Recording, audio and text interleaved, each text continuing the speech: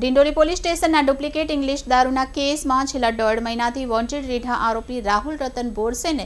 મહારાષ્ટ્રથી Dindoli police સ્ટેશનની surveillance ટીમે ઝડપી પાડ્યો હતો. સુરત શહેર પોલીસ કમિશનર અજયકુમાર તોમર તથા અધિક પોલીસ કમિશનર સેક્ટર 1 તથા ડીસીપી ઝોન 2 એ સુરત શહેર વિસ્તારમાં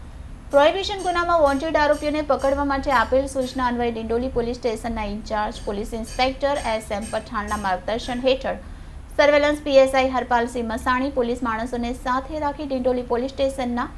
સાંઈ દર્શન સોસાયટીમાં 1.5 મહિના પહેલા માનવ સ્વાસ્થ્ય માટે હાનિકારક હલકી ગુણવત્તાનો ડુપ્લિકેટ ઇંગ્લિશ દારૂ ખાલી બોટલ ઇમ્પિરિયલ બ્લુ વિસ્કીના લેબર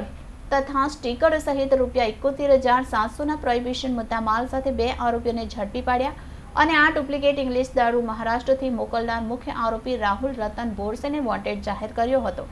જે આરોપી છેલ્લા 1.5 મહિનાથી પોતાની ધરપકડ ટાળવા મહારાષ્ટ્રમાં નાસ્તો ફરતો હતો,